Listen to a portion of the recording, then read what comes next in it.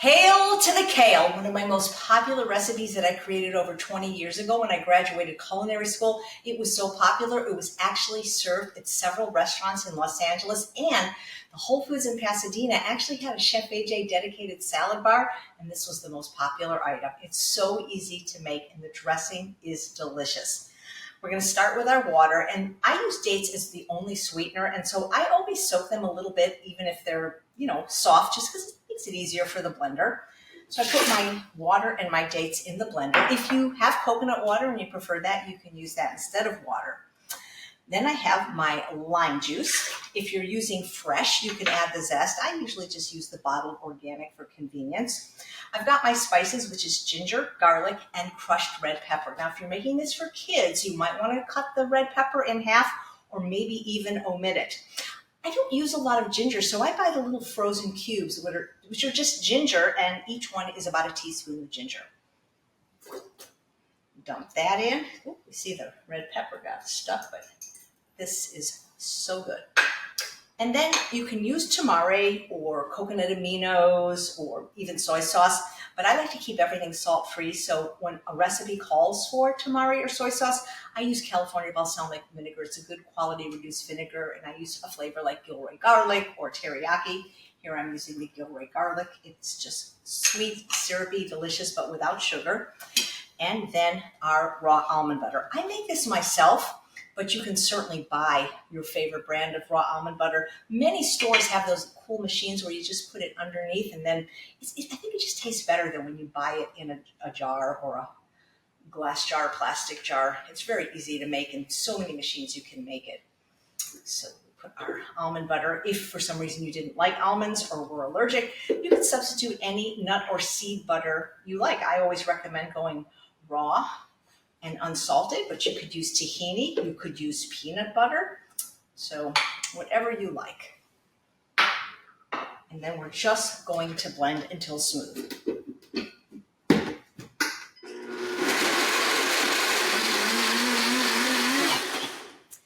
The secret to making healthy food taste delicious is to have a delicious sauce. And I've been teaching cooking for over 25 years, and even people that say they don't like kale will eat it when it's got this dressing on it. So I have my kale, and it is torn into little pieces. You can do this yourself, or now most stores sell it just like this, so it's really easy. Just want to make sure you take the stems off because they're very hard to chew because this is a raw recipe. And so then pour in as much or as little dressing as you like. Remember, you can always add, you can't take away. And for these types of recipes, I do recommend food service gloves because what we're going to do is massage the kale because that's what is going to break down the cell walls and make it really, really tender and easy to chew. So you just want to massage the dressing in. And you can always add some more. When you massage it, it actually shrinks down in volume. And you can add things to this. I mean, I've added things like shredded carrots, shredded beets, apples, but just plain with a few almonds sprinkled on top, it's divine. It smells so good. If you'd rather have a roasted almond butter or roasted peanut butter, that's fine. I don't mind, and that might taste better to you. I recommend an unsalted. So it's already starting to absorb this. Just really, really work it out like you're giving a massage to your kale. We'll add the rest of the dressing. This dressing would be good on anything, even steamed kale, like steamed vegetables, steamed broccoli. It's delicious. So we just keep massaging and massaging, showing it some love. There probably are a few stems in here. You can always pull them out.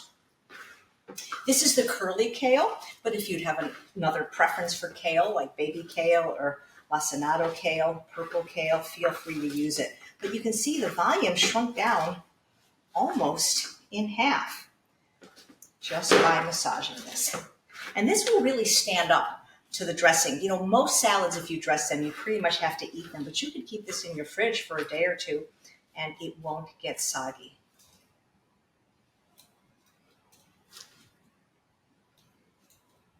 You could actually make kale chips out of these. You literally could put this in a food dehydrator, dehydrate this, and have the best kale chips you have ever tasted.